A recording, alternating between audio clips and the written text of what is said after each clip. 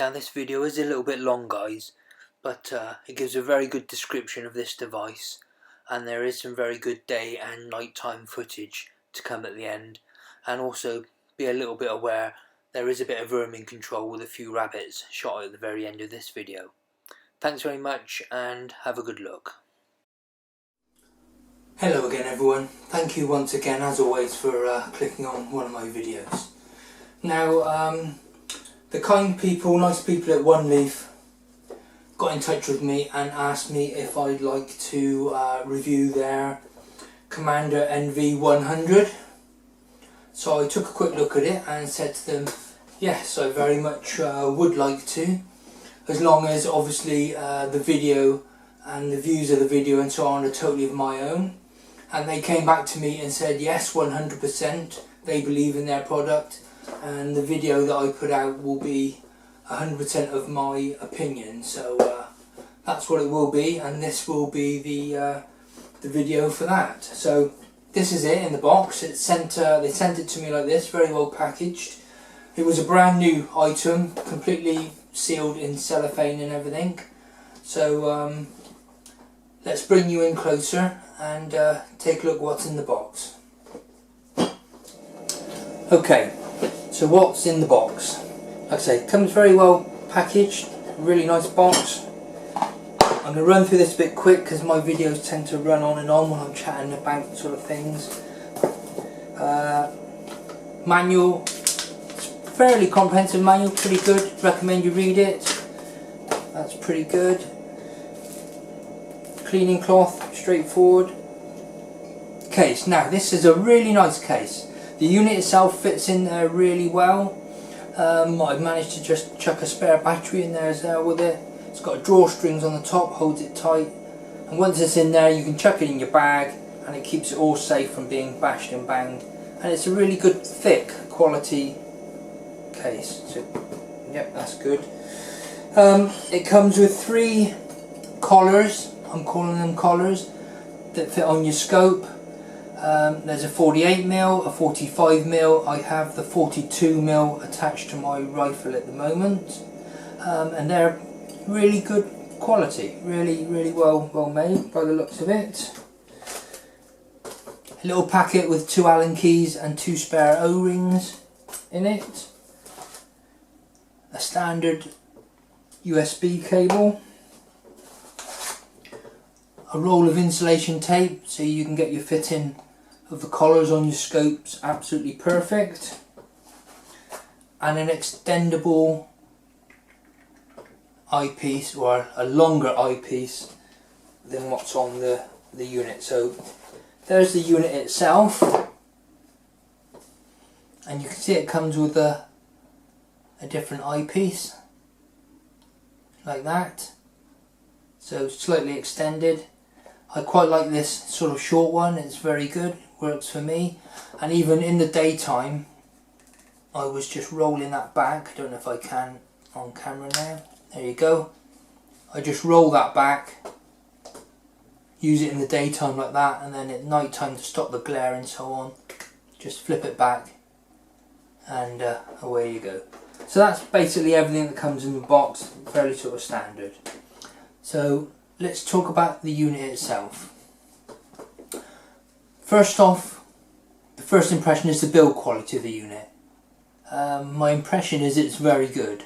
It seems really solidly built, well made, everything is how it should be, everything works, operates, nothing on it looks like it's going to snap or be fragile or you have to be careful with. It's yeah, I'd say it's pretty well made. Let's go through the obvious features on the outside first of all. The built-in IR torch, I'm very impressed with. At this tiny little torch, okay, it actually works incredibly well. I'm absolutely amazed with that, and I've managed to see at night time to 100 meters and beyond, and I'll show you some footage at the end of me showing you everything here. So yeah, so it's focusable. You can focus it up tight or push it in for a wide spread. On the front here is the battery port, quite simple and obvious. Unscrew it, it comes supplied with one battery. It's an 18650 battery, I think that's what they call them, yeah. Pretty standard battery that you see. I have several of these batteries that fit in several other devices that I own. Now this is charged with the USB cable in the device, unless you have a separate charger, but I would recommend if you get this. They're very cheap, those batteries, and really good for the size of them and so on. Buy yourself a charger and a few spare batteries that you can chuck in your pocket when you're out at night, because when you put the IIR on, that does use the battery power a lot more than just having the unit on, which you can obviously just put to sort of standby. I'll talk about later. But the battery life of it, I couldn't really talk you too much about, apart from to say it's very good. It lasted me a night, one battery, switching it on and off. I was spotting with my little tiny thermal spotter, then switching the unit on when I needed to. But you'll see I took a lot of footage in the daytime and the night time with it, and yeah, the battery lasts very good. So the collar there, it's like a bayonet fitting for it. It's quite simple. You spin it round till it fits on there, and then you push it in, twist it round, it locks on, and that is extremely solid, absolutely solid. And then there's a little lever at the front there. You pull your little lever back, twist it round, and it comes straight off. So that's yeah, very good, and it feels very good and firm. Now, this little wheel here, that is what you focus your reticle with. So once you've got it attached to your rifle and you're looking through the scope, you turn that until your reticle's nice and sharp, and then you just basically leave it. Same with the one at the end here. This one you turn to focus your eye onto the camera inside, and again, once you're focused on it, it's absolutely fine. You just sort of leave it there. USB port cover, little flap. Inside here you have your USB cable socket, of course. There's a microphone socket. It does have an external microphone actually on it. Little dot there if you can see it on there. And your SD card slot. Now there's another thing that it actually comes with. It comes with a 32GB SD card complete with it, and that is excellent value, excellent. And it's a pretty good SD card as well.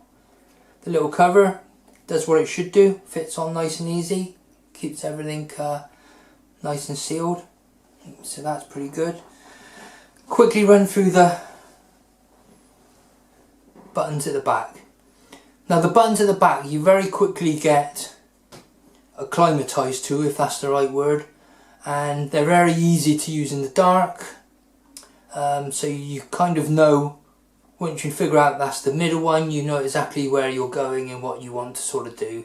Unless you've got gloves on, then it does become a bit of a problem, because you can't in the dark figure out when you're in the middle or the sort of side and so on. But a power button there, you just power the button once, you can see the little green LED light come on. It takes about 3 to 4 seconds to start up. Now once it is started, that power button, you just press it, click it once, and it goes straight into standby mode. And then when you want to come out of standby mode, so the screen on the inside is off, you just press it once and it's literally instantly back on. The screen inside I can't show you, but it's quite informative. You've got your battery power, your recording time, the zoom of it if you use the zoom on it. It's got the IR intensity sort of value on it. So this IR has 6 individual brightness settings for it. So if you're very close to something, you can turn that down, or if you're far away, you can obviously turn it right up. I used it pretty much on full, and the scope adapted extremely well for that, and I'll show you that in the footage after I've stopped talking about it. So on the back, it's pretty straightforward. There's just that cross sort of menu of buttons, and they're very fairly straightforward. The top one is the laser to switch it on and off there. On this side, you press and hold it for daytime or nighttime image, and then you quickly press it when it's on the nighttime image to change your infrared torch brightness on it. On the other side is the menu button, so you press that to enter the menu, and then you scroll through it up and down with the buttons. The center button is the OK button, so when you're in the menu and you scroll up and down, you press the center one to OK it. And also the center button is your photo and recording button, so press and hold, it will record, etc. And then the bottom button is the zoom, the internal zoom for it. I think it has like 3 or 4 times sort of zoom on it. I never really used it because I've got zoom on my scope, but if you've got a fixed 3 to 9 power scope or something like that, you may find that very very useful for you. But that's a straightforward run through of the buttons and everything on the back. Press and hold the power button, and the green LED goes off and it powers down totally. So, what's my thoughts about the unit itself in the field? It's very good. I have to say, I was very surprised at how good it was. I do have one of the competitor models of this that I've used, or I do use, and this is every bit as good, if not possibly even better. I think the screen image might be even better, the IR seems to be possibly better, and the buttons just click and operate that little bit crisper perhaps in its hardware. Now the image you see through the scope, sorry, through the lens of the device here, is pretty good, pretty excellent. A lot of it will depend on your scope and so on, but the image you see through there is even better than the recording that I'll sort of show you later, I would say. Now, in the field, like I say, the buttons are a little bit fiddly, but once you know where they are, if you've not got gloves on, you can use them, you know, with your eyes closed. Once you know the menu button is there, and your IR button and switching it on and off, so on, it's quite simple. The center button to record and so on, it's very easy to use. And the standby and power button is slightly off to the side. That's one you'll be using mostly, that and the center one to record. So yeah, very easy to use, very easy to focus on your eye. As you'll see, I've got a pretty good crisp reticle on my scope with that. Now let me show you, let me come out a bit. Well, there, let's show you my rifle that I've had it on. This is my Lithgow Arm 17 HMR. I've still got the 42mm collar on there, so you can use your rifle in everyday normal use with that collar on there, and it doesn't really affect the use of the rifle at all. You almost can forget that it's on there. When you're looking through your scope normal, it doesn't interfere at all. Like I say, to connect the device, just find the bayonet fitting, push it on, and it's really firm and clicks into place. Absolutely lovely. And now that is absolutely firm. On the scope, this was the closest collar that fitted my scope. It was a tiny bit loose. I put about 3 or 4 revolutions, turns of insulation tape just to take up a bit of slack, nipped up the bolts, and it's bang on. I mean, it has stayed on there, and that is rock solid, absolutely rock solid. You can fling this over your shoulder, walk around, it will not move there. Absolutely, really, really good. What I will say is, when I first got it, you'll see in the footage, all excited, put the mount on, looked through it, got it all lined up, took it out, and the reticle was slightly off on my recording. So before you finally tighten up this there, I would say take a few recordings, have a look at the recording, because you've only got to be a fraction, like 1mm out, and the reticle is just slightly off. And looking through the end of the scope, it looks like you're perfectly level. You'd never know, but your recording, the level is slightly off. So do a few recordings, get your mount absolutely square, and once you have, it removes just by that little clip there, and it goes on and off. It's so repeatable, and I can't believe how solid that is. It is so solid when it's on there. So that's excellent. When you see the footage, you will see I get a little bit of what I call tunnel vision. Now look, I've got a 5 to 25 scope on here, so no wonder. If you're using a 3x9, you know, a 3 to 12, 4 to 16, I think you'll find it much less, I imagine. Also, I think maybe if you fine tune the length on here, that will improve it as well. But you'll see that all on the video. I will show you up here, just so you know. With my other devices, I bought this a long time ago. These are very cheap. It came with a pack of 4. There's a couple of old ones that I use in there. They're dead easy. I'd recommend buying something like this, and you can just take a handful of these, put them in your pocket, and you'll never ever run out of power on a night's shooting with it. And they're very cheap to buy, as I'm sure you'll find out. And they fit everything. For instance, look, there's one of my little straightforward torches. They fit several devices.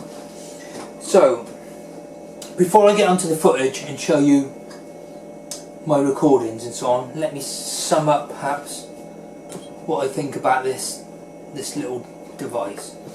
So if you want to get into night vision, or you want to get into recording the footage from your scope and from your shooting, this is an excellent device, entry level, to start that, to get into it. And not only to start getting into it, it can produce some really good footage. Now, I've probably not done it the best of justice on the footage that you'll see, because I've now only had this for about, well, I've only had it 2 weeks now, and I've been out a couple of times with it, a night time and a daytime, and you'll see that footage. And yeah, it's an excellent device for the money. I mean, for the money, it's unbelievable, and what you can do with it. So if you want to get into recordings, it's a brilliant device. If you want to get into night vision, it's an unbelievable unit. Absolutely unbelievable that you can get night vision for that amount of money at this sort of quality.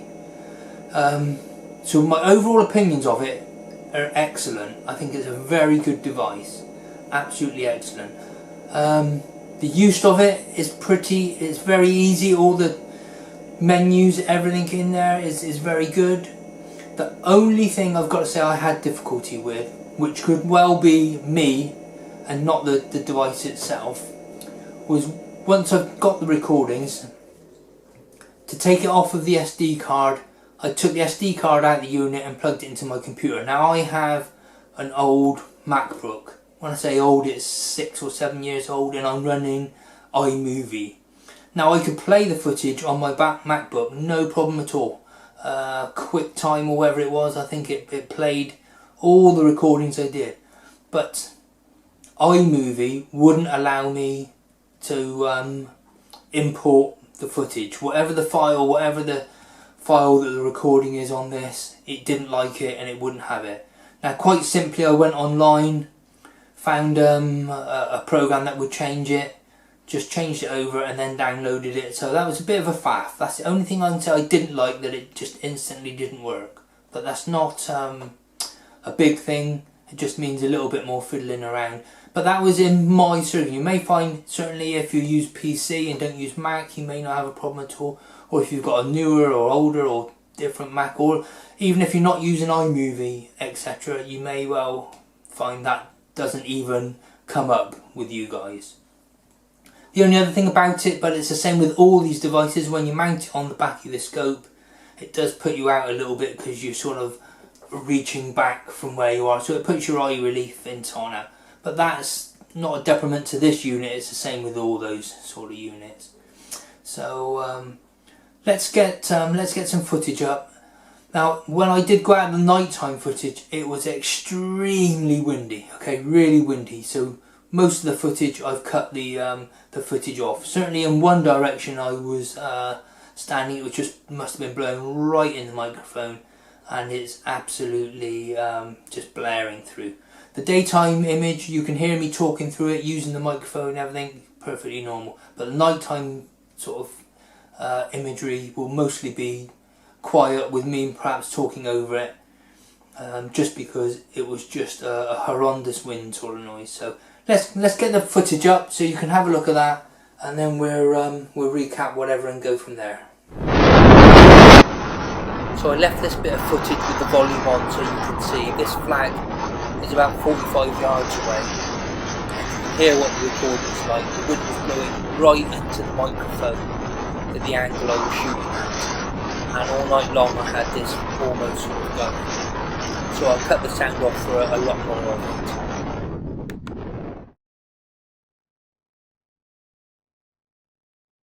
Now this tree was about 55 to 60 yards away, a good 60 yards away if I remember rightly, so you can get a good idea about the sort of the footage that you can get and how well this IR works, and you'll see that a bit later as well. That path is about 50 yards, and then it goes up a bank and you can see all the brambles in the trees, and when it goes in and out of focus, that's me playing around with the scope focus, just trying to get a good image. So apologies for the reticle not being straight and the image not quite dead center, because like I said, I was quite excited. Put the collar on the back of the scope, everything when you're looking through the scope itself, everything looks absolutely perfect. Like I say, really good. So make sure you do a few recordings and get yourself set up absolutely perfect and ready to go. Now this little building or shed is a good 200 yards away, and I was quite amazed how well the IR was working on it. That reflective thing you can see there, that's a life buoy, because it's next to one of the sort of ponds or lakes, if you want to call it that. But to be at least, it's a good 200 yards away, and to be able to see that well with that tiny little IR, I was really, really impressed with it. And you'll see as I go on, there's quite a few more things that I focus on, etc. here.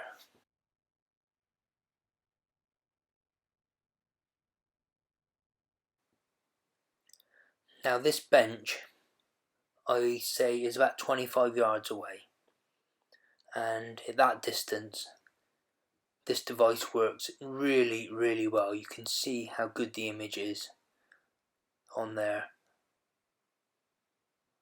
You can see all the detail of that bench. So if you're shooting anything up that sort of close, it's a really, really good image. And the flashing that you see where it going dark, that's my hand getting in front of the AR light when I'm adjusting the zoom on my scope. Nothing to do with the device at all.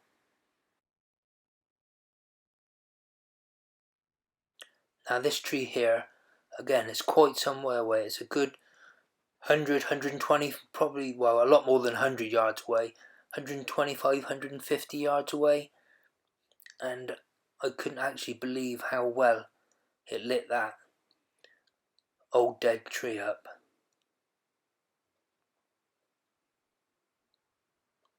A really good image for being a good 100 yards further away from where I was,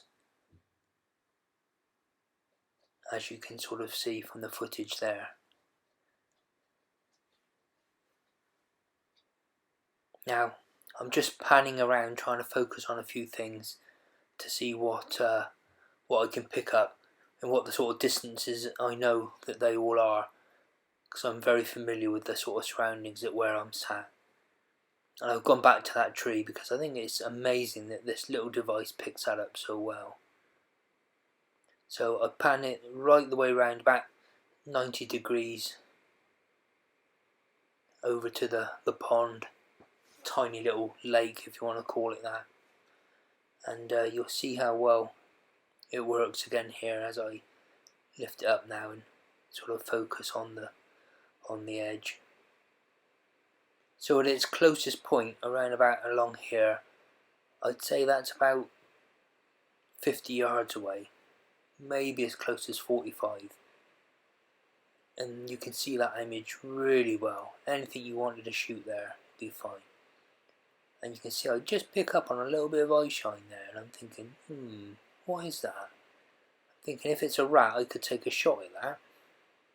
So you'll see me zoom in on this one here, because I do try and see if I can identify what it is. And you'll see what I mean by a little bit of tunnel vision comes in, because this is a 5-25 scope. I don't know what I've actually zoomed it into, because there is a certain amount of image that's zoomed built into the device itself. But you can see how well you can see those bits and pieces there, and I'm not sure if I've got it perfectly focused. I can just pick up that bit of eye shine now and again, but I don't get to see what it is.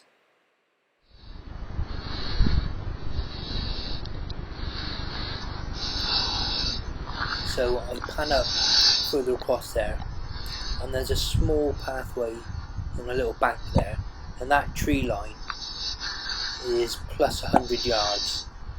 The further I go to the left, the closer it gets to me, but at the closest point it's about 90 yards and it's directly across from me. I've left the sound back on this bit because I've turned a different direction and you can hear the recording and the wind blowing. Now this is the IR different settings. That's on the lowest setting, and you'll see me flick through the different settings here, and I'd say that tree is a bit over 100 yards away, probably 110 yards I'm estimating from where I'm sat. And that tiny little IR torch is incredible. It seems to be tuned to this camera on this device really well, and you'll see that a little bit later on. So I'll leave you as I'm sort of panning up and down this walkway, this path and so on. Like I say, that's about 100 yards away. It's incredible how good this little device works. Going right the way up the path.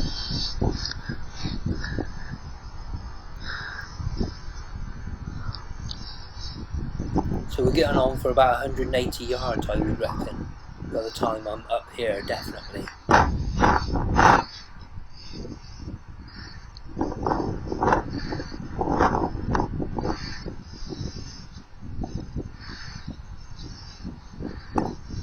So I decided to have a bit of a look at this tree, because I can't believe I can see it at about 180-200 yards possibly away.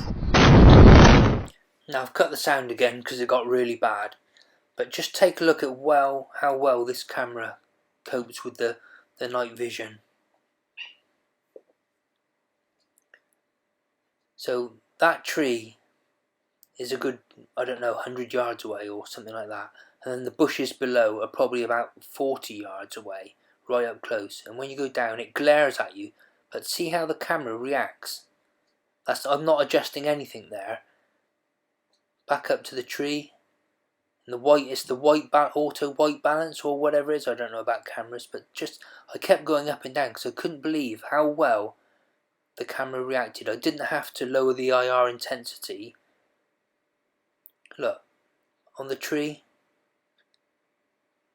white's out, but then the camera reacts and you can see exactly what you're looking at really quickly. Really impressed with that. And just look how well you can see. Like I say, that's a good 125, 150 yards away, way on up the golf course.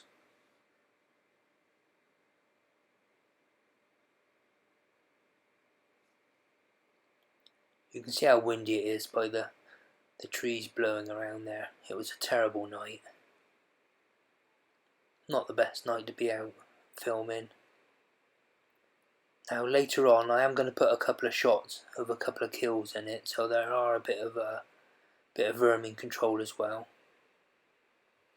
Again, I picked up a bit of shine there, just going around, so I thought, oh, what's that? And I'll zoom my scope in. So this is all the zooming is done with my scope and not using the digital zoom of the device itself.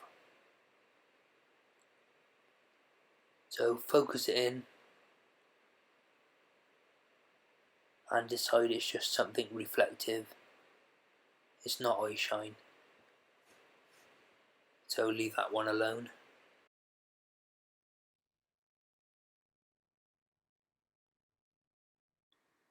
So this is my first shot of the day. My thermal picked this one up way up at the back of the bank in the undergrowth there. And I get the rifle on him.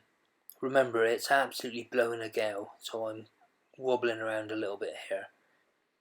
But the first shot I take, I've got my big thick gloves on because it's so windy and cold, and I didn't realise the trigger pull on it. So it's a bit of a miss shot, the first one, and it needs a quick follow up. There you go. And it's all over for that rabbit. But up the side of that bank, that's a good 65 yards away. A good 65, could even be 70 yards away. Right the other side of the T where that flag was. Right the way up the bank.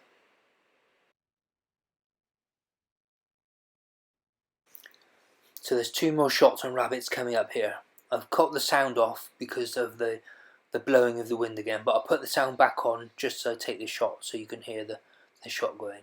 But these 2 rabbits, they're about 85 yards away. The path in the background there is about 100 yards, 95 yards away. Then it goes up a bank at the back of that, which takes it to about 105, 110 yards. So certainly that path is a good 90 to 100 yards away at the background. And I'm estimating they're about 80 yards, these rabbits. So I line up on them and get ready for the shot.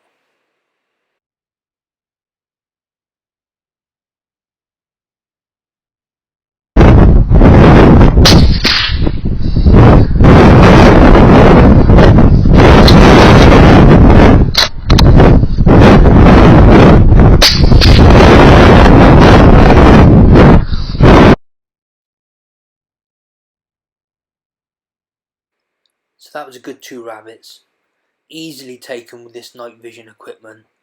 Commander NV100, it just works really well. All that darkness you keep seeing is my hand getting in the way of the IR on top of the device as I zoom the scope in and out. So that's the night vision. Night I was using the scope. The very first time I used it. And the daytime bit will be coming up in a second, and I'll leave the sound and so on that because it wasn't windy that day. So what you hear on the daytime is me speaking and the microphone of the device recording everything, etc. Okay, let's have some fun with the can of drink. Yeah. I don't want to be too zoomed in so we can see what happens to it. That's my can of Dr. Pepper that I drank on the way here. And I'm going to go dead centre. Like I said, I am zeroed at 100 yards and this is it at 50. So maybe I'll go a tiny bit low. Now I did refill it full of water out of the little gully we got with water in at the moment, so let's see what happens. Recording on the Oneleaf.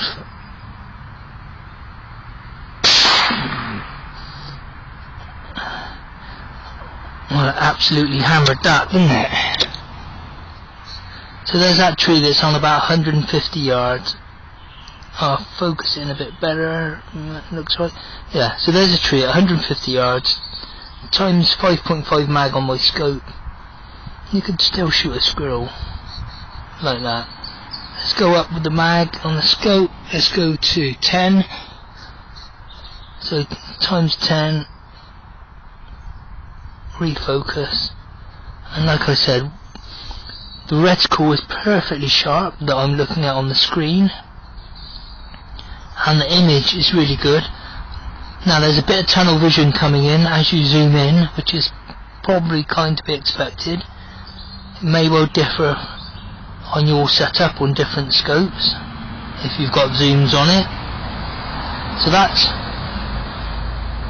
150 odd yards, that tree I was on there. Let's go back down here. So those trees there, it's just past my 100 meter, 110 yard.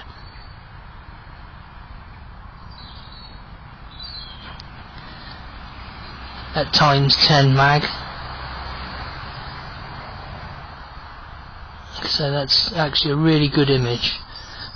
Really happy with my reticle. Let's give it a bit more zoomies. Times 16. Switch to focus. Yeah, that's really acceptable at about 110 yards, 100 meters. Certainly what I'm looking at through the scope. Let's go back out and along here. So there was that tree that was at 47 yards. Let's get the focus down. At that distance, times 8 or 9 on my scope. That's just lovely, isn't it? For me anyway. The reticle is still nice and sharp, and 47 meters, no problem at all. Back to this tree here, which is at about 25, sorry, that was 47 yards. This one's at about 25 yards. At times 7 or 8, I think I said. If I zoom out, there you go. Let's get in nice and close. You can see the tunnel vision a little bit where it zoomed in. But that's a perfectly clear screen that I'm looking at in the centre. Looking at the vine going up the tree, whatever you want to call it. Yeah, really nice. Back to 47. Now at times 14.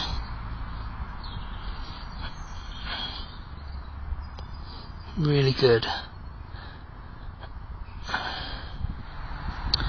So this crow I've just ranged at 88 yards up in this tree. I've just switched my bipod round.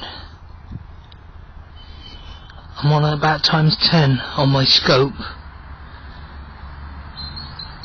but I can see that so clearly what I'm looking at the back of the Oneleaf NV100.